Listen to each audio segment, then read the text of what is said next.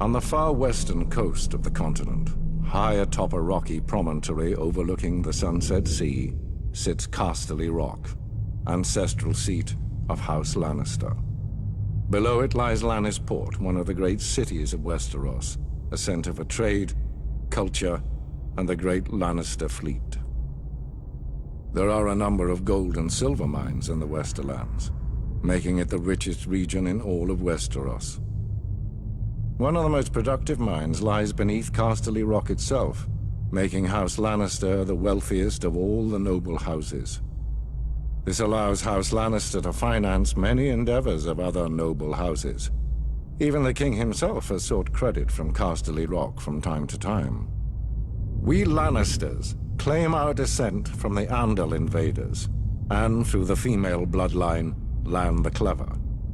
According to the legend, Lann, using only his wits, won Casterly Rock from the noble House of Casterly during the Age of Heroes. The Lannisters reigned as kings of the Rock for thousands of years, and worked to make it the envy of the rest of the Seven Kingdoms. Our time as kings ended, however, when Aegon Targaryen, otherwise known as Aegon the Conqueror, arrived in Westeros with his army. The last king of the Rock, King Loren Lannister, joined forces with King Mern Gardener, the king of the Reach. Together, with 60,000 men, they met the Targaryen host in open battle. History tells us that Aegon unleashed all 3 of his dragons, slaughtering 4,000 men at what came to be known as the Field of Fire. King Mern himself was burned alive that day, and House Gardener turned to ash with him. Seeing both the threat and opportunity the Targaryens represented, Loren wisely surrendered and aided Aegon in his further conquest of Westeros. The Lannisters were thus appointed Lords Paramount of the Westerlands and Wardens of the West, titles we hold to this day. Let us be clear, though. It is neither luck nor royal favor that makes our house prosperous.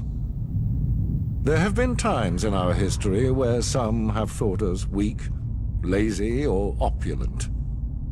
My father, Titus Lannister, nearly bankrupted our house with his poor investments, and allowed himself to be mocked openly at court.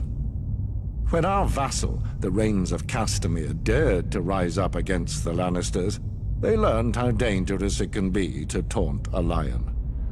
I, Tywin Lannister, led the assault on Castamere to put down this rebellion.